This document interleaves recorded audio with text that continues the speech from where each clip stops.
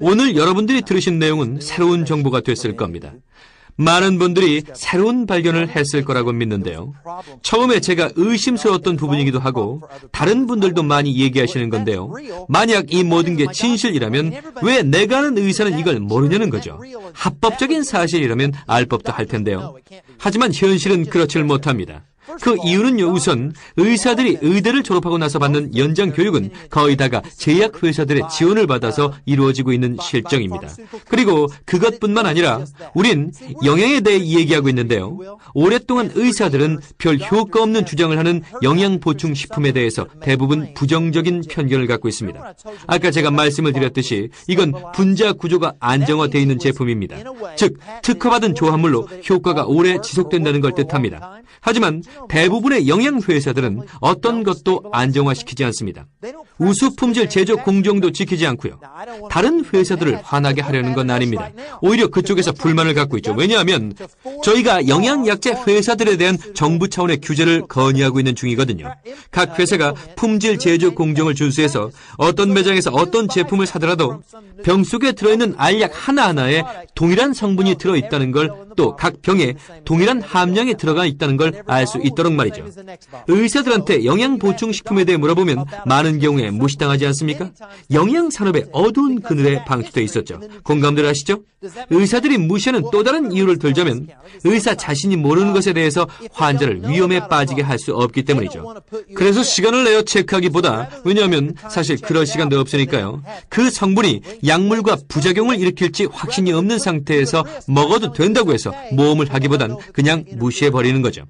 그러니까 책임을 회피해야 되니까요. 환자를 안전하게 관리해야 자신도 환자도 보호할 수 있다는 생각하에 이 부분은 무시해버립니다. 책임을 떠안지 않기 위해서죠. 어떤 분들은 저한테 묻습니다. 제가 아는 의사한테 이 얘기를 하고 싶은데요. 네, 문제될 거 없죠. 그럼 제가 말하기를 의사한테 어떻게 말을 꺼낼지 알려드릴까요?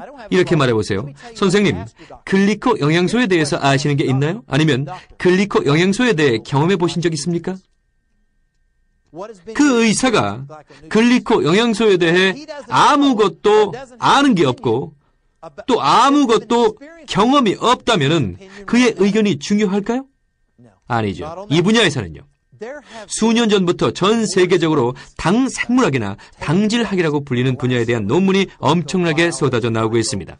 영양학이 아닌 과학 분야에서요. 그것도 당과학 분야에서요. 몇 가지를 말씀드려보죠.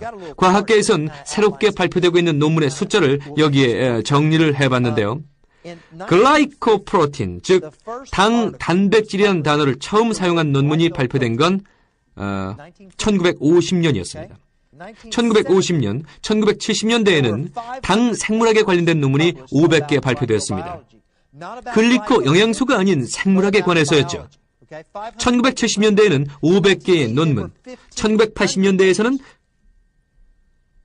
1,500개의 논문이 발표됐고 1990년대에서는 4,000개로 증가했습니다. 500, 1,500, 4,000개, 그럼 2000년대에는요? 2만 개나 발표됐습니다. 폭발적인 증가 아닙니까? 1998년 액타 애나토미카라는 저명한 해부학자는 3월호에 당 생물학 연구에 대해 집중적으로 다뤘습니다. 지금 얘기한 글리코 영양소가 아니라 좀 전에 설명드린 생물학적 기능에 대해서였습니다. 전체 기사 중에서 발표됐던 한 가지 문장을 보면 글라이코실레이션 없이는 생명도 없다. 아주 엄청난 얘기죠. 그게 무슨 뜻일까요? 그게 무슨 뜻이냐면 세포 표면의 탄수화물 구조물과 단백질이 결합하지 않으면 여러분은 살 수 없다는 겁니다. 정말 강력한 표현이죠. 그뿐 아니라 2000년도 사이언스지 3월호에도 역시 표지 제목으로 당 생물학에 대해서 전면적으로 다루었습니다. 어디를 보더라도 눈에 띄는 기사들이죠.